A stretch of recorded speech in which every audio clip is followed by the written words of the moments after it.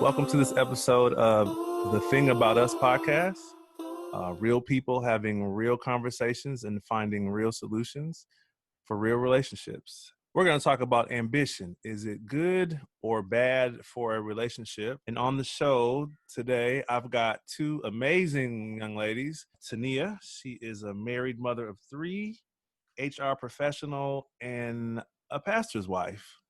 And along with Tania, I've got LaDonna, single, no children, travel lover, and she's a college professor. I'm just going to jump right in this. Do you think ambition is good or bad for a relationship? I think too much of anything is bad. So I think the right amount of ambition in a relationship from both sides is good because you can help kind of push each other to achieving your goals together. I mean, I think that's the beautiful thing about it is also making sure you're with someone who you're evenly yoked with. So someone who has got maybe close to the same amount of ambition that you have doesn't have to be dead on, but I definitely think having too much ambition can be detrimental, and not having enough can also be an issue because who wants to be with someone who doesn't want better for themselves? Okay. So you said too much and not enough. Okay, so we're going to come back to that in a minute. LaDonna, what do you think? Too ambition's good, bad, indifferent? What do you think? Too much ambition, I definitely think, can hurt a relationship. If that ambition if it's like a blind ambition that doesn't think about, anyone else outside of that. Too little ambition is just, what are you doing with your life? Not that you have to be like the CEO or the billionaire or what have you, but do you want more? Do you want better? Too little, if you're just kind of floating along, I feel like that's kind of disturbing, but I think it comes down to how somebody defines success. What I view as lacking ambition, someone else might think that they're a success. Like, I'm going to be the best, whatever it is I'm going to be. I think those two can be detrimental to a relationship. I also can see how it is difficult to have two very ambitious people in a relationship together. I think that can be problematic at times unless they have to really have an understanding and have good communication and respect each other's ambition. I'm hearing too much and not enough, or too much and too little. So what's the metric that we're using to gauge this? You might find someone that wants to be the absolute best bus driver in the country, and that is what they aspire to. They come from a long line of bus drivers. So what if that is what if that's their goal? Like, is that too much ambition, not enough ambition? How do we gauge this metric? Like, how do we figure out, oh, you don't have enough ambition, or you've got too much, or what are you using as a gauge is my question. For me, I think that is having an ambition because you have a goal towards something. I don't necessarily think ambition points to being the top at whatever profession you're trying to be the top at, but just that you have a goal in mind. I feel like people who don't really have ambition don't really know what they want to do. So there's no end game for them. You're just kind of floating through life, not really knowing what direction you're going. So for me, I just want to piggyback off of something that Donna said, like in a relationship with me and my husband, he was a preacher. His ambition was he wanted to pastor. And with him pastoring, there was understanding that he was applying for churches, not just where we were from, but there was a potential that we would move around. And early on, we had that conversation of we're going to follow his career. So it's not going to be a matter of, hey, babe, I want to apply for this job over in California because I've already made that commitment that you're pastoring and obviously we're going to be together. So I'm going to follow your career. So wherever you go, I'm going to find my career options and my choices in that area. His ambition wasn't to be like super mega pastor, but it's still an ambition. I want to lead a church. I feel like I can really help save souls. Like, this is my passion. This is my ambition. So I support that. He has a goal in mind. He has an end game. He knows what he wants to do. So I'm going to support that. You basically supported his ambition. That decision is a decision you made that was best for the family, or best for the team. We'll say the best for the team.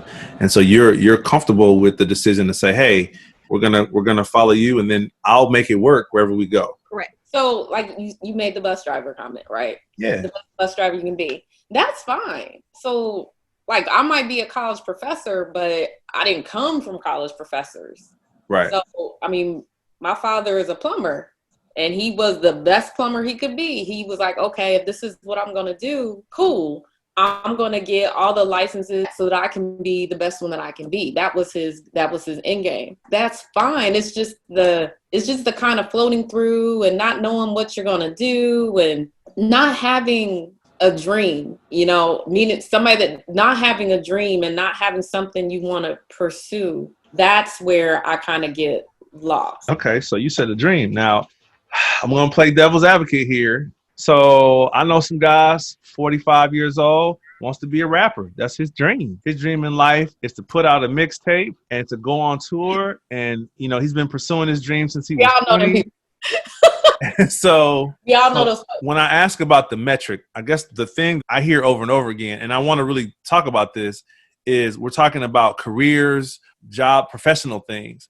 But is that always the ambition? Could there be an ambition to be the best mom I could ever be? Could that be your ambition? Could it be to be the best wife? Could it be, I want to be the best church member, and that be your ambition? I hear a lot about jobs and careers, and I think that is kind of how we qualify ambition. But at the same time, are there other ambitions that people pursue that are just as fulfilling or fulfilling differently for you when you're fulfilling life? You gave an example of if you're just floating through life and just trying to figure it out. But what if it takes a person 20 years to find their thing? Everybody doesn't get their thing at 15 and then go to high school and maybe go to college and do the thing. Some people do. Some people know early on, I want to be a lawyer, I want to be a doctor, I want to do this, I want to do that. Some people know that. Most people you meet who are college educated are not working in the field they have a degree in, most of them. So finding that thing could be a journey. Like it could be a lifelong journey. Like you may not even realize you're passionate about something until you have a situation or a moment. So I want you to talk a little bit about this. I like when you said having a goal. Is having a goal a team sport or is it an individual sport? Feel free to jump in. It can be a little bit of both. It doesn't necessarily be individual. I think, especially if you're in a relationship and you have a goal and if you are a mother, like me, for instance, you're a mother and you've got kids and you have a partner. For an example, I was studying for my HR certification. It's a lot of material to cover. It's a lot of things to kind of go over, to memorize, to kind of really wrap your head around it. That was a goal of mine. But I know that without help from my partner and help from my older child with the younger kids, like I wouldn't have that time to study. Like it would be more difficult for me to get to that goal. And, and having that person there to take care of the kids while I'm taking the exam. Like, so just things like that. Like that can make it a partner, like a team effort. Okay. But even though it's an individual goal, and like for my husband, he's a pastor. That's his goal. That's his dream. Like that's what he's doing right now. But as his spouse, like supporting him to help that goal, and that's part of my ministry. So it's like a give and take. Like you help me, I'm going to help you. So I think that's where the partnership comes into play. LaDonna, you want to add something? I agree. But I was thinking of a specific example where a difference between somebody having a goal and making progress towards it. So you can be supportive, and that's where, to me, there's a difference. Like I was in a relationship before, I tried to be supportive of the goal. When you stop seeing progress towards the goal, then you start to question the level of ambition. Because it's like, yes, I want to be this. I want to be this. And then it's like, okay, well, what are you doing? The 45-year-old rapper or whoever. You're like, okay, well, what are you doing to help further that? Nothing is furthering that. It's always an excuse, or it's this or it's that. Then you start to question being, a supporter or a cheerleader of that team goal, that supportive goal. I wasn't married, so that's where the ambition became individual for me. It went from being a team to being more of an individual thing. Because I'm like, I've got to keep working towards my goal. I don't see you trying to make progress towards yours. Like, even though some things, like you said, some things take a long time. They take a long time. I mean, and you got to put in the time and the work, and there's going to be disappointments. There's all of that's going to happen along the way. If you're not even trying, like if you're not even making that first step You're not even cracking the book. At a certain point, I think that it no longer becomes a team goal, and you got to start thinking about, I started thinking about ambition on my own. I'm still going to pursue what I want. I'm not going to shrink because you're either afraid or unwilling to take the next step that you say that you want to do. That brings me to a fork in the road. And I like the way you talked about. The first direction is, it sounds like there are some people who, when they choose between their goal and their relationship, sometimes they choose their relationship and forget the goal. So there's people that we probably all know that have said, hey, I had to choose between being in a relationship with this person and all that it came with, or pursuing my goal. So there's some people that do that. The other part of the fork, and that you mentioned, was this. There are some people that are pursuing goals that they'll never reach. How do we support them in that space? And is suggesting a pivot, I'm using the word pivot, is that supporting their ambition? 45-year-old rapper, maybe you should write for somebody younger, produce somebody younger. Maybe you should find an artist. Maybe that's the pivot. It still keeps you in that space, but you're not trying to go on tour or whatever. So I'm just giving an example. That's because I heard you say two things: that you came to a fork in the road, you made a decision to go this direction or that direction. Because both of you said, hey, when I got to this point, I made a decision, but I still went after my goal. So even though I started a family or I followed my career or whatever, I still followed my goal when my partner may or may not have followed their goals. I heard that part. But then what about the part where, and everybody's goals and dreams are so different, it's vast. What happens when you get to the point where it's not going to happen? Like, I got a friend, they may have taken the LSAT 5 or 6 times and not passed it. And so do you keep encouraging them to say, hey, you know what, maybe this is it. Maybe this is the number 7 is going to be it, or number 8, or like at some point do you say, hey, maybe this is not the plan for you, maybe there's another thing you can do? It feels kind of bad to tell somebody, hey, don't pursue your dream, but at the same time it's like, ooh, I've done that. The pivot. And that's what a lot of people mid-career or in certain careers, they get to a point and they pivot. And some people pivot hard, like totally out of the industry, out of the whole, they go in a whole different direction. And some people do minor pivots. They'll go into a new company or a new industry, but doing the same kind of work. Talk to me about pivot moments, because I think, is that a form of support of that ambition? Well, since I volunteered that I did it. You out here crushing dreams out here, just killing dreams, just like, stepping on people's dreams. Basically, there came a point where it was clear that it just wasn't going to happen. It wasn't going to happen. So my question was, okay, well, why did you want to pursue this in the first place? Like, what was the reasoning for pursuing this? Okay. And I was like, because if it's about making money, you can take the experience that you've gained and the knowledge you've gained from here, you can parlay that over to this, and you can make probably more money than you would have done over here. And that was how I positioned it, because I was just like, look, this ain't happening. It's not going to happen. Perhaps, they weren't ready to receive that.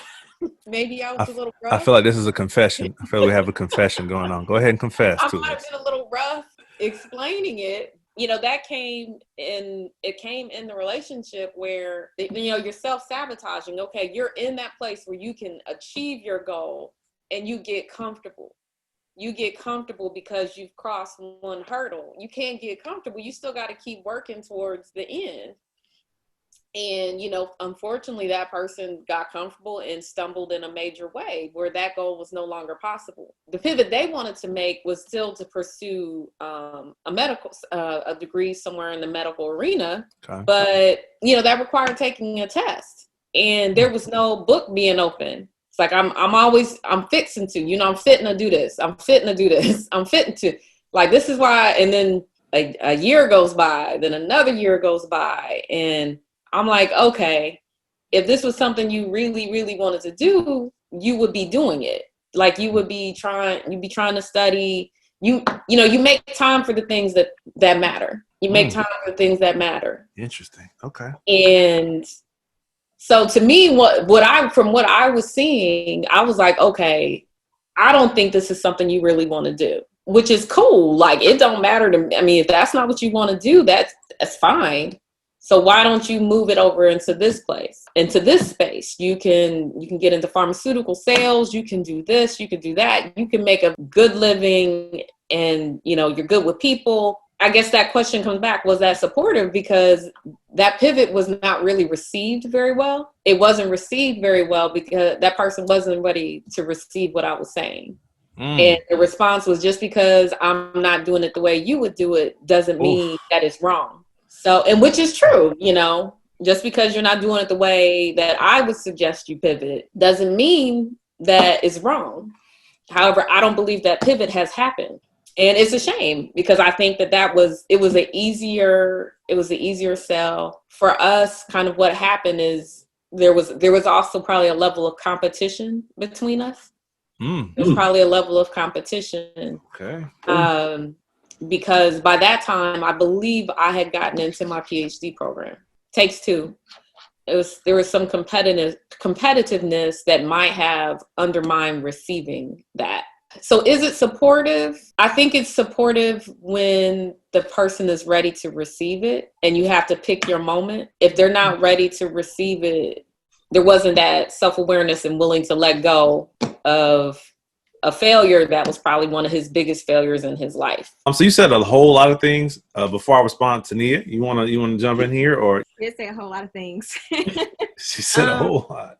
I'm going to be honest. If I suggested a pivot for someone, I'd probably crack the joke. It probably came off more like a joke. Right.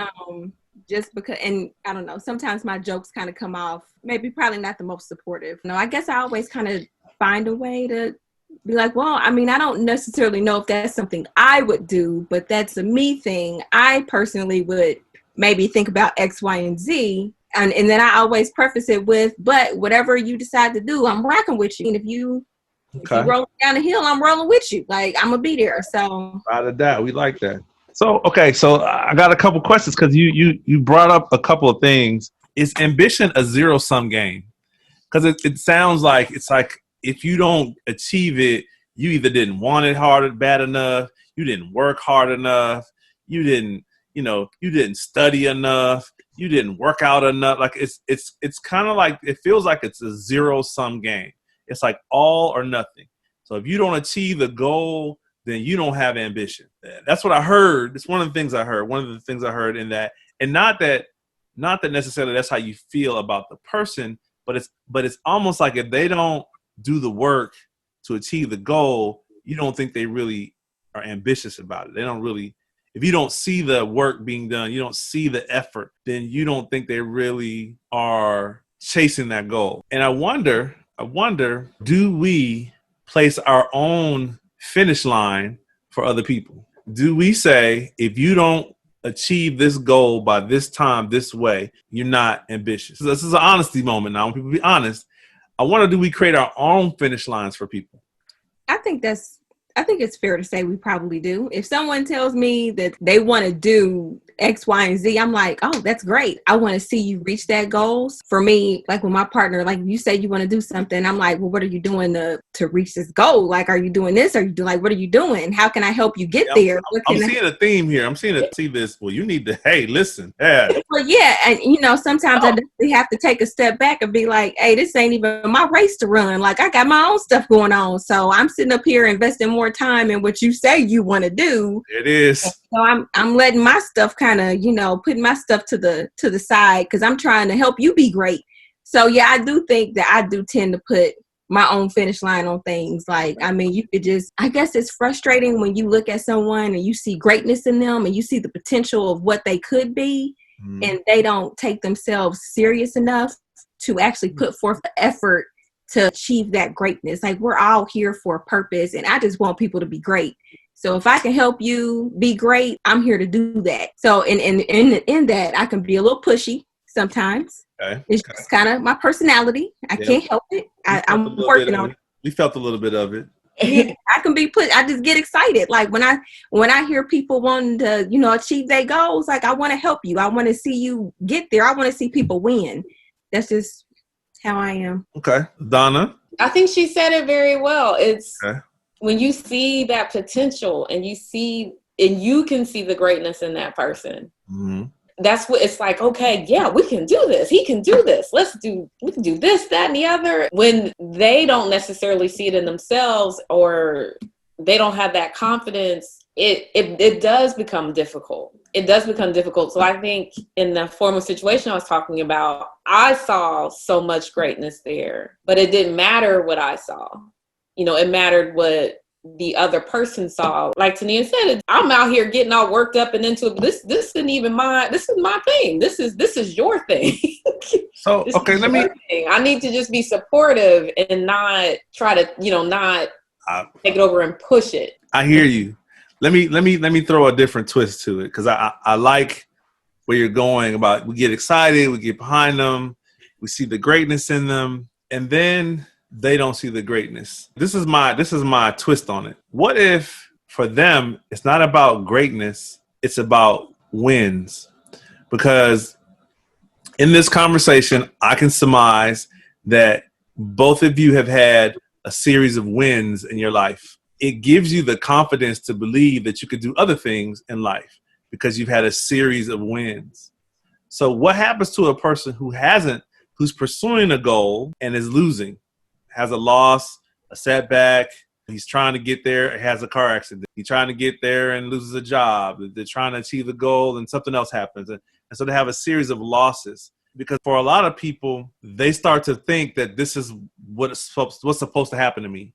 I'm not lucky. I'm not blessed. I'm not, my life is so hard because everything bad happens. I listen to this conversation all the time of people saying that I never win. I never get the goal. I never got the girl. I never won the job. I didn't make the team. I've had a cycle of never, ever winning. How do we support that? Or how do we even find the ambition? Because I think some people get in a space, and most of the time they compartmentalize it. So it might be career or relationship or something else where they say, well, in this space, it never works out. It never happens for me, whatever. So I'm wondering, because, just so you know, this podcast is really about helping folks. I'm trying to really help some people out here that are going through some real stuff, that are really struggling on. I hear y'all. I hear you, college professor, talking about, just get it done, just make it happen. But what if I'm not as smart as you are? I hear you, mother of three, and you had the whole support of your family in order to achieve your goal. I hear you, but I don't have that support. What do we do to help either the person who's having the losses or the person who's in a relationship with the person who has the losses? Because they need to figure out how to support this person. Take some time with it, but that's a real situation that people are dealing with every day. So for me, before my husband got his first pastorate, he was an associate pastor at several churches, graduated from seminary school, and he's like, yes, I've got my master's in seminary. I've been, assistant pastor, associate pastor for about, 6 or 7 years. I'm going to apply to these churches. I know I'm going to get it. Literally for about 2 to 3 years, he's applying to churches. And to this day, he has a stack of no letters, probably about 100 no letters that he's gotten from churches. I mean, we have came so close to him getting called to a church. Like, we flew out to Connecticut and they interviewed both of us. We went to dinner. He, preached for the congregation, taught a Bible study, and, he lost the vote by 2. Then he goes somewhere else and candidate. And I could tell that it was really weighing on his spirit. And he was kind of getting to a place where he was like, God, is this even what I'm supposed to be doing? I feel like this is what I'm called to do. This is what I'm supposed to be doing. How do I do that? Like, we went through definitely a rough time, because even though he was an associate pastor, he really wasn't getting paid from that job. He had got laid off from his full-time job. And so we hit a really, really rough patch. And for a while, there were times where he'd be like, I'm just going to get a regular job. Because his bachelor's degree is in education. I'm just going to go be a teacher. I'm just going to quit. And it really took my belief in him. For sometimes, your belief in the other person has to be enough for the both of you. So in those moments when he felt like he wanted to give up, I'm behind him, no, you are made for this. This is your passion. This is what you're good at. You can break down the word and put it in everyday context, make it relatable to what's going on today. I really believe that this is what God has made you to do. And, when he finally did get his pastorate, he still has those no letters, but it's always a reminder that what's for you is going to be for you. Yeah. But there were definitely rough times where he was ready to give up on his dream. And it took like being able to pour into him and say, no, you can keep going, because he had done the work. Like, he did everything right. He went to get his bachelor's degree. He went to get his master's degree. Like, he enrolled in his doctorate program. He studied the word. He sat under pastors. He was a servant to the Lord. You've done what you can, and you're applying, and you're putting your best foot forward. So it was just a matter of sometimes you have to be willing and ready to kind of carry that load for your partner when they feel like, I don't know if I can go on. So, that's a part of just being that support to like keep them going and moving forward with that ambition. I like that. I like what she said, because sometimes you do have to have enough belief in that person for them. But I think that's also a testament of the relationship that you two have.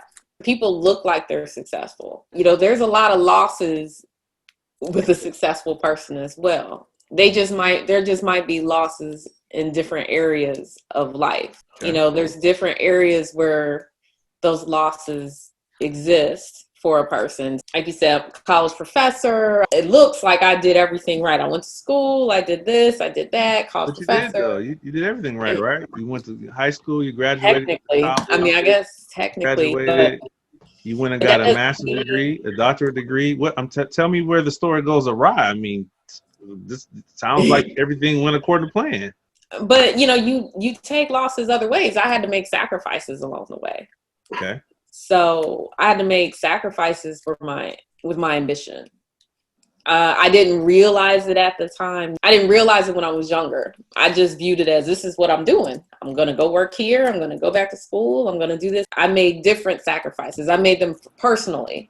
I made personal sacrifices where I chose career over relationships. Obviously, by the way you crush people's dreams, we got figured it out already. I guess for those people that, you see someone, you see what you think is all of these wins. There's a behind the scenes story that sometimes successful people should probably share more about. It's behind the scenes stories about the losses that they suffered to get to where they're at. Right. And those losses just aren't public. And you just have to weather those. You weather the loss. You just have to decide whether that's still what you want to do.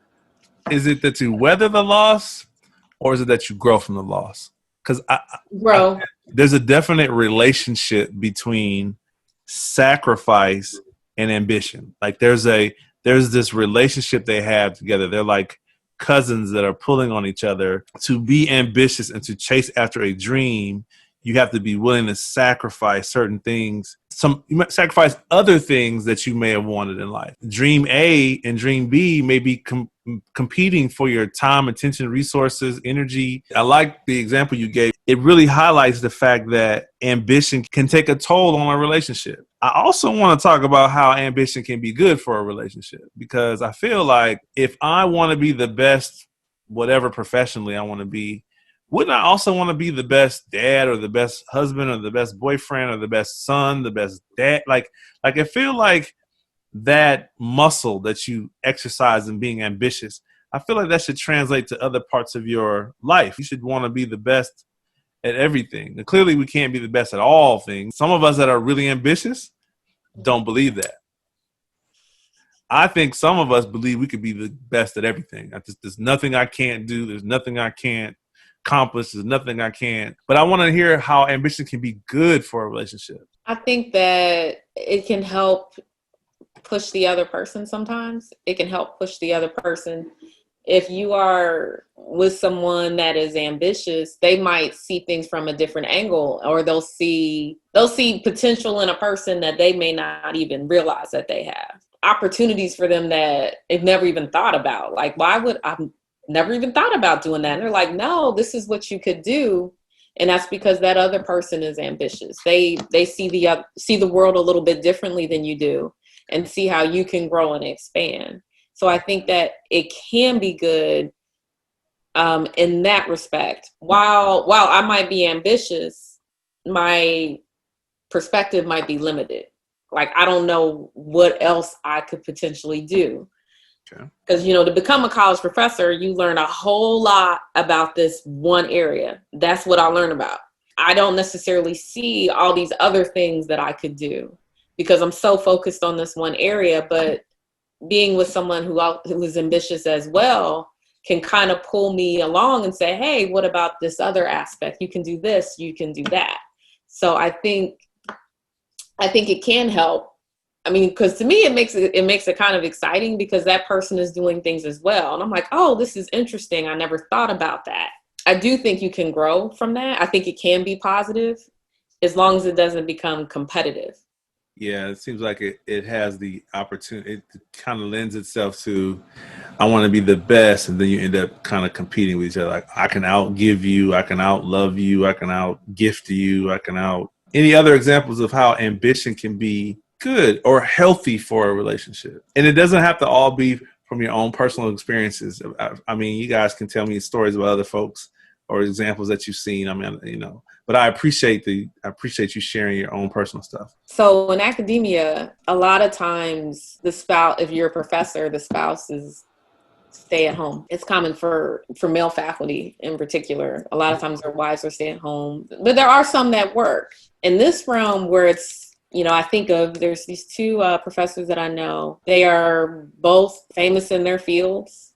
Okay. They're both full professors. There's several couples that I know. They're both full professors. They're both respected in their own rights. Okay. They have both moved up. I think they kind of understood the other's passion because they were, even if they weren't in the same subject area, right, they understood their goal and they have respect for each other's goals. So they both pushed each other. Some have lived in other states. They travel back and forth. They're still going strong. I guess that's healthy. It kind of reminds me of like celebrities that date, right? Because only another celebrity understands what you deal with every day. So Beyonce and Jay-Z. I can't date a regular person. You don't run from the paparazzi. I do. You don't understand my life. That kind of thing. So I get that, and I can also see how a healthy competition between the two of them to achieve their goal. They're both trying to get this doctorate degree. They're both trying to publish. They're both trying to. So together, they're driving each other to achieve that goal. As long as it doesn't get to the point where you did it and I didn't, I feel bad, or you making me feel bad. But I kind of can see like, you need to be writing today because we got to get these things out. Like I could see them kind of encouraging each other along the way in a friendly, healthy, competitive way, not anything malicious, anything that could be hurtful. Ambition itself is a good thing. We agree with that. If you put, ambition in the wrong space, apparently there's this mystical, magical metric that we use to gauge when it's too much or too little. I think it just depends on your life, like what you're bouncing that ambition off of, right? So like if you have a family, clearly you can be ambitious, but at some point your family needs to be a priority, or there should be some level of balance so that you can go after your dreams, but your family needs you too. So let's not take one or the other, right? Let's not abuse our family or not spend time with our kids because we're chasing this dream. Okay. That's one way we see ambition not going the right way. But I wonder about ambition that forces you to make some tough choices. We talked about sacrifice. We said, hey, look, if you're going to be ambitious, you're going to sacrifice. You're going to, and I know that there's a lot of personal decisions. Like I know for me, I sacrificed going to a very prestigious university to get my master's degree because I met a girl and fell in love. Now that makes for a great script in a rom-com movie, but in real life, it's like, man, I wonder what would have happened if I would have chased that dream. I want people to understand that while we all agree that ambition is good, I think we need to really think about where we're placing that ambition and how we're acting that out, how you pursue how you show ambition, or how you, for lack of a better term, how you do ambition. Mm-hmm. I think it's something that we have to really, really be cognizant of. When we think about it, I think that women are pushed to be ambitious in some spaces where men are expected to be ambitious in other spaces. So where you may not be expected to be ambitious in your career, for example. And it's interesting because it's an interesting combination of the two of you all, because in church, I've heard pastors preach about young ladies pursuing their careers and building their life and doing all these things, right? Go get your house, go travel, go do this. You know, you don't need a husband, or you don't need to wait on anyone to go experience things in life. Be ambitious, chase your goals, chase your dreams. I hear him preach that. Then I hear him preach, well, wait on your Boaz, because he's coming and he's going to be there. And the man for you is coming. Jesus is just working on him. And so it's kind of like, she's like, well, I saw Boaz, but I was on my way to chasing my goal and I might have missed him. It's kind of a mixed message, kind of, but not sort of.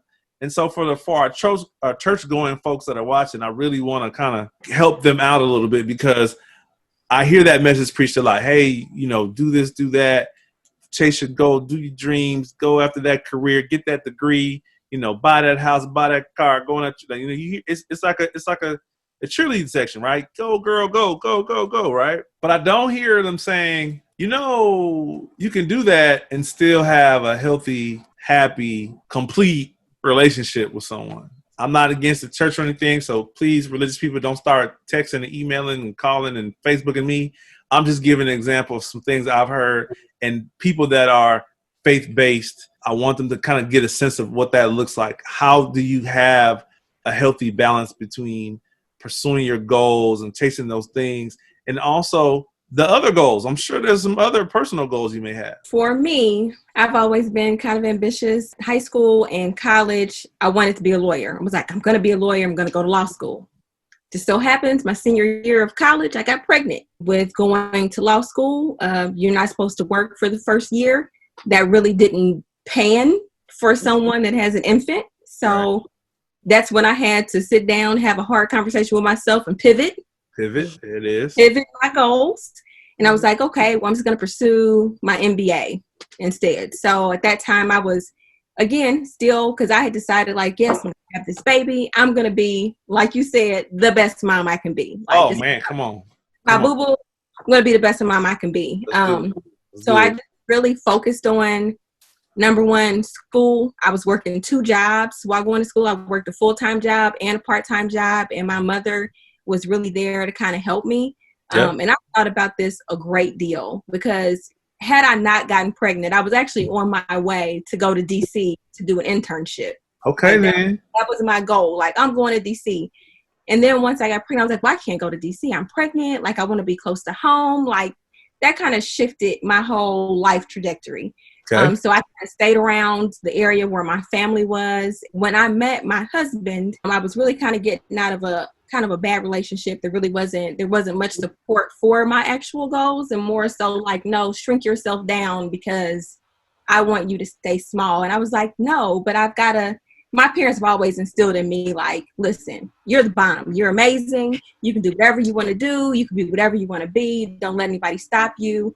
Okay. And when I told my mother I was pregnant, even though I was grown, living in my own apartment, I was scared out of my mind. Like, I was going to get a whole whooping. And she looked at me and was like, well, I still want a master's degree. So you gonna need to keep it. So I was like, okay. So at the time that I met my husband, what really stood out to me is that even though I was working 2 jobs, I was going to school full time, in the middle of all of that, like, I would go to work from 6:30 to 3:30, pick my daughter up, take her to my mom, go to work from 5 to 6, or either I was in school from 6 to 9. And there were days that he would only see me for about 5 or 10 minutes. He would call and say, hey, have you eaten dinner? And I said, no, I haven't eaten yet. And he would drive to my second job and bring me dinner. And I give him a hug and I go back in there. Like, he was really somebody that was willing to rock with me. Like, I know that you don't have a lot of time to give me. You're a mother. You've got jobs. You are going to schools. Like, so he showed me early on that he was going to be that support. And I can rock with that. I can respect someone that says, I see you. I see what you're trying to do. I'm going to support that. When I'm too tired to get up and make cupcakes for my daughter's birthday, he's like, I'm not going to make any cupcakes. I'm going to go buy some. I'm going to drop them off at your house so that your baby can have cupcakes at school the next day. The being understanding about the fact that I've got goals, I've got things I want to do in life, and then just supporting that, even though at that time, don't feel like I was necessarily giving him everything I could, because I was giving a majority of my energy to the other areas of my life. And in that portion of our relationship, I feel like he probably carried the majority of like the pouring into the relationship. Mm-hmm. But I feel like that's what made me see and made me want to also pour into him, like when his tank was low. Okay. So it was like kind of like a give and take. That was very ambitious of him to take on that responsibility. Yes, it was. So that is a great example of how ambition can be good for a relationship. He was like, whatever you got going on, I'll figure out a way to fit in. I'll figure out a way to help. I mean, and at that time I was like, I mean, I can give you what I can give you, but I'm not really saying that I'm about to focus all my energy on you, because I got a baby, I got these jobs, I'm in school, like I'm focused on doing me. And he understood and respected that. Like, I think that's an important part of it. Because he was like, hey, I'm here, I ain't going nowhere, so you're going to be my wife. That's what he said on our first date. That was quite ambitious of him to say that on the first. Look, when we know, we know. I don't know what it is about men. I think it is probably something crazy about us. But when we know, we know. Even if this person's not good for you and they're going to ruin your life and they're going to cause you pain, when we make up our mind that that's her, that's her. I got so many friends that are divorced and single or whatever, and they tell you, they'll be like, man, when I saw her, I knew she was the one. And then, 5 years later, he was like, man, I can't stand her, but took all my money, took my house, the kids gone. Was she really the one? I can understand it. I don't know what that is. Now, most of them, it worked out pretty well. Most of them. But there's a couple of them. Woo, boy. It's like, maybe you were supposed to talk to the one behind her. You was looking past her or something. That might not have been the one. I think we take ambition away from working and all that and focus a little bit more on life. Like, this is, you want to be good at life too. I got a friend that's career is off the charts. She's a corporate person. She's a trainer. She makes mid six figures, travels all over the world. And all she ever says is, this life is great. I can do whatever I want. I can buy whatever I want, go wherever I want. But I get tired of going on girls' trips. She says dating is difficult because here you go. I don't need anything. I just need a companion, someone to talk to, someone to spend time with. And she says it's hard. That's a downside, I guess you could say, of ambition. She also talks about men that may be a little ambitious or confident in approaching her. And she's like, well, you don't have a shot in hell getting with me, but they're confident, they're ambitious, they're going after it. What do we say to someone who's like, did everything right, checked off all the boxes, but feel like this last box, let me be clear, it might not just be a significant other. It could be buying a house. It could be having a child. It could be whatever the goal is. It's one thing when you're getting the losses, right? Like we talked about earlier. It's one thing if you're losing. But when you're winning and winning and winning and winning and winning, and then all of a sudden you're like, why am I not winning over here? And I would never blame that on ambition. I wouldn't say like, oh, you're too ambitious, that's why you're not winning. It may be like a side effect or a symptom of ambition. So it's not a bad thing. This is what comes along with it. It's a byproduct or a symptom of being ambitious, chasing your goals, getting stuff done, but then feeling like, what's happening in this space? And like I said, I don't want to, although this show is about relationships, it's not all romantic relationships, because some of it could be family stuff. It could be relationship with your family. It could be relationships with your coworkers or your friends. Recently had some clients of mine actually who are friends. They are navigating between their friendship changing and they're grieving. They're grieving this change in their relationship. One guy's married, and so he's kind of focused on his family. The other guy's single, and he's kind of doing his thing. And they're really like, we're good friends. We've been friends for a long time. How do we navigate that? How do we deal with these symptoms or side effects of ambition? Like, what do we do with that? How do we survive that or scale that, or what do we do? Those unintended consequences of some of the choices you make along the way. I'm still trying to figure out how to deal with that. You do everything right. And sometimes when you make choices, when you get all those wins, you make the choices so that you can get those wins. You don't necessarily think about the other consequences down the road or right. The things that you might be sacrificing later on. I don't think there's really an easy answer. On one end, you have all of these wins and you've created this great life. on the other hand, there's this thing that you just now realize that you wanted, and you didn't realize you were putting that in jeopardy pursuing the wins. Is that a pivot moment? Is that a hard pivot moment? It sounds like to me you have to accept the fact that this dream you may not achieve. Yeah. You got to be okay with that. We all, if we're honest, if we can be honest with ourselves, there's one or two dreams that we had to like accept the fact that, man, I just ain't gonna be able to do it. Life's not lining up that way. Tania, if you're a person of faith, I'm sure you'll say, well, this is not the plan that God had for you, or this is not your purpose. Faith has a lot to do with that. Faith helps a lot with that. I mean, that's really hard too, because it's something that a lot of times, like when you had all these wins, that thing when you get to the end, it's something that you just didn't realize that you were putting in jeopardy. Yeah, it is a pivot, and some people never do. What I've seen happen a lot of times when people are ambitious is that maybe that thing you thought was going to be your career ends up being your hobby.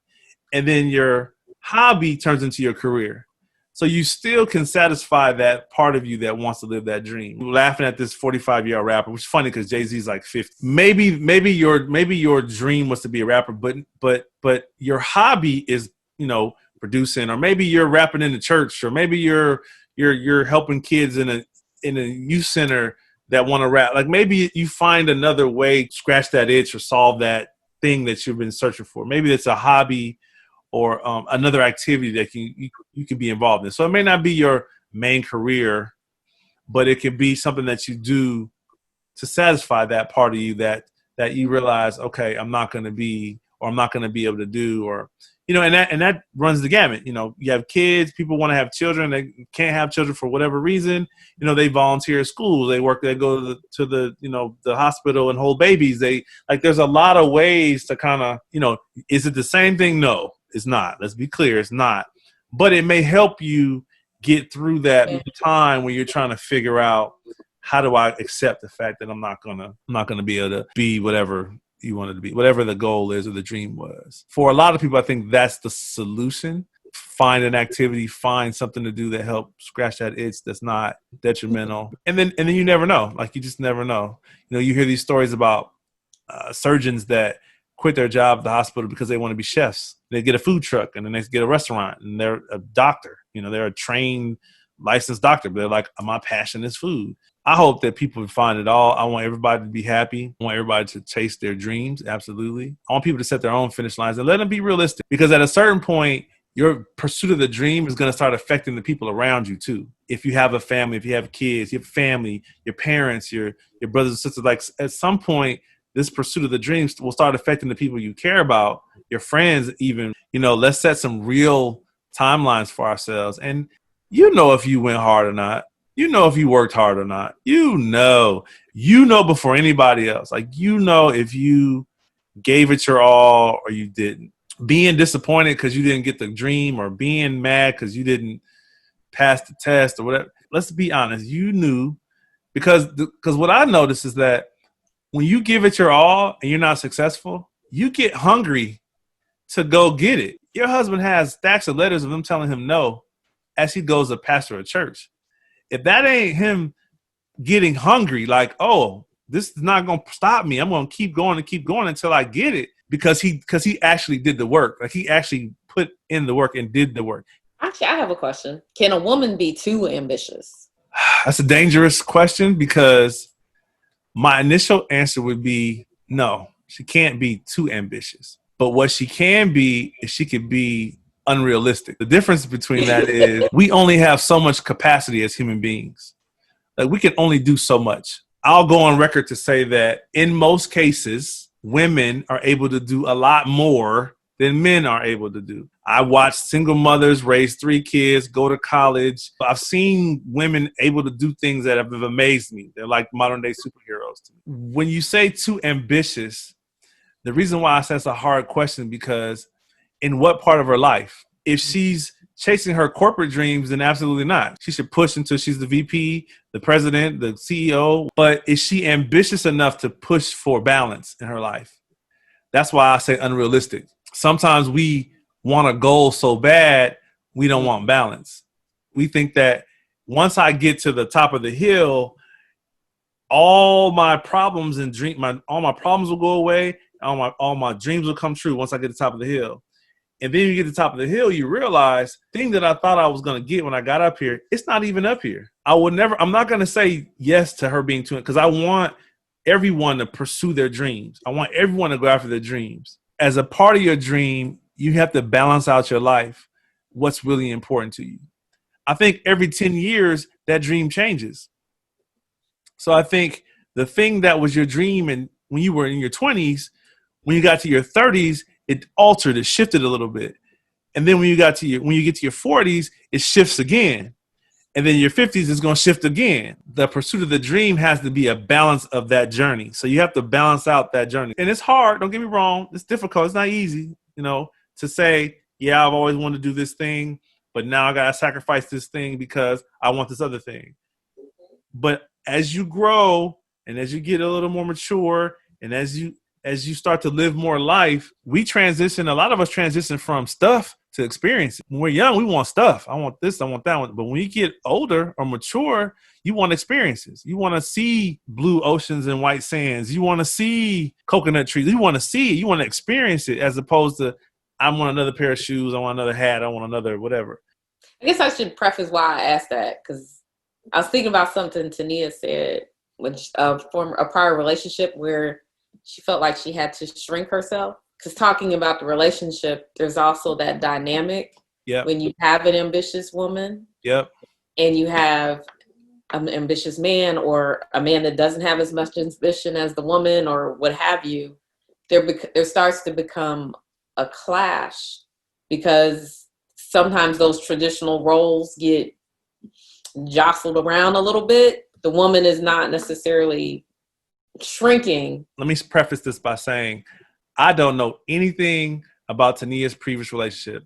I don't know who she was in a relationship before she was with her husband. I don't know him at all. I know him personally. I never met him or nothing, okay? I'm going to say about him that he was insecure, he was immature, and he was short-sighted. As a man, I'm saying that because if you have an ambitious woman, that means that she's going to use that ambition to improve your life. She's going to make sure you eat good, you live good, you dress good, you drive good, because that's what she wants. That's why she's ambitious. So he was short-sighted, one, because he had an ambitious woman and he should have got behind her and supported her. That's number one. He was immature because you can't make a diamond less brilliant. So shrinking her is idiotic, because ultimately you benefit. You benefit. Like if you're in a relationship with somebody who's on their trajectory, who is on their way to becoming who they're going to become. And sometimes that happens before it's your time. If you're in a relationship with them, the best thing you could do, man or woman, is support them, get behind them, and help them achieve their goal. He was short-sighted. He was immature. And finally, he was insecure because he got caught up in, oh, she's trying to do this and trying to do that. She's trying to be better than me. She's trying to, or it was a reflection of what he was not doing for himself. I don't know him personally. I'm saying this. I don't know him. I never met him. I don't know his name. I don't know nothing about him. But I'm willing to bet that is what happened, because he got used to Tania when he met her. But Tania began to grow, and he wasn't getting used to this new Tania.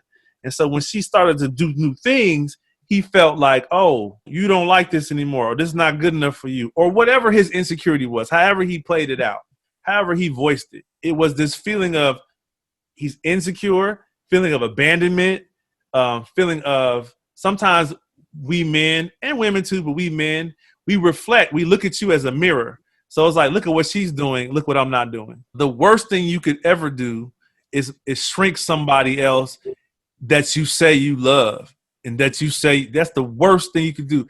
That is almost as bad as putting your hands on them, because guess what? They beating themselves up because of you. They're questioning themselves because of you. They're like, well, should I really do this? I mean, yeah, they gave me the promotion, but should I really take it? Because what about Gerald? I mean, he's in his feelings because I'm about to move over here and, this whole new life. The worst thing you could do is shrink somebody that you claim you love. You love this person and you want to spend your life with this person or whatever the state of your relationship is. The worst thing you could do is try to tell them to dim their light because your light isn't bright or you need time to turn your light up. That's the worst thing you could do. It is detrimental to them. It's detrimental to you. In the long run, you're going to lose out. I don't know who you are, brother. If you're watching today, I just want you to know that she met somebody else and they're together now. They have 3 children. They pastor a church. And all that could have been yours had you not been short-sighted. A lot of men, men, women too, but a lot of men, they harm their future because the thing that they needed was right there. All she needed was a little support, a little love. You know, it's like a flower. You know, water a little bit, put some, you know, move the dirt around a little bit, make sure she's covered, protected. And then you don't know what she's going to become. This is the dude who took Beyonce to the prom. The dude that broke up with Oprah in college, he probably like, oh, you know, you just don't know. Everybody's time comes different. Like she gave a great example. You know, you was in school and working and your husband was like, I got you. Whatever you need to support you, to get you where you need to be, I got you. Because then when his time came, when he needed support, you was like, oh, I got you. You know, I'm going to be honest with y'all. I really love y'all. I appreciate y'all being on the podcast. For those of you who are watching, we thank you for watching the Things About Us podcast. Real people having real conversations, finding real solutions about real relationships. Yeah. Have a good night. Bye. Bye.